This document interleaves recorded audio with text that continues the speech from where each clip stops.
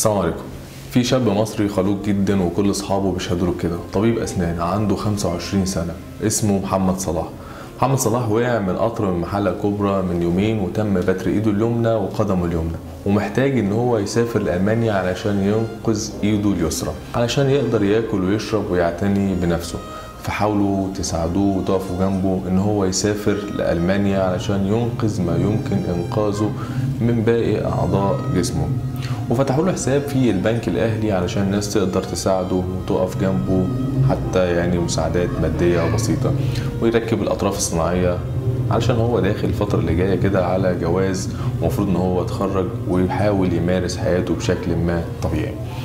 والاخبار بقى الحلوه جدا اللي انا تابعتها النهارده وامبارح ان اطباء مصر وقفوا معاه وقفه كويسه جدا، خصوصا اطباء الاسنان اللي هو تم التجهيز عياده كامله باسم الطبيب في فتره قصيره، وكمان تم الترتيب ان هو يسافر بره ويركب الاطراف الصناعيه وبيجهزوا له حاليا في الورق ده. كمان ان دفعه اطباء تكليف 2017 اتبرعوا بالمصاريف بتاعه حفل تخرجهم لصالح صديقهم الدكتور محمد صلاح. فخور جدا بالمواقف كل زمايلنا وكل اصحابنا وكل الناس الكريمه الموجوده على السوشيال ميديا اللي بتحاول تنشر خبر الدكتور محمد صلاح علشان ربنا يكرمه ويتعالج ويرجع زي الاول.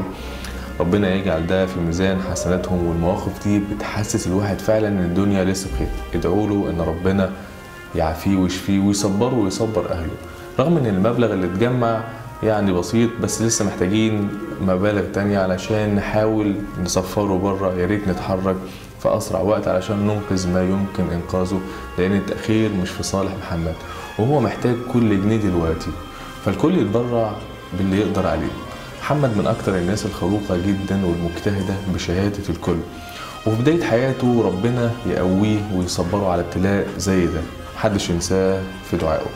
على الأقل لو أنت مش هتتبرع فحاول تساهم في نشر الموضوع ده، جايز يوصل لحد من المسؤولين ويتم علاجه على نفقة الدولة. الأرقام الموجودة هتلاقوها في التعليقات أو تحت أسفل الفيديو اللي من خلالها تقدروا تتبرعوا لمحمد صلاح، وربنا يجازيكم خير. السلام عليكم.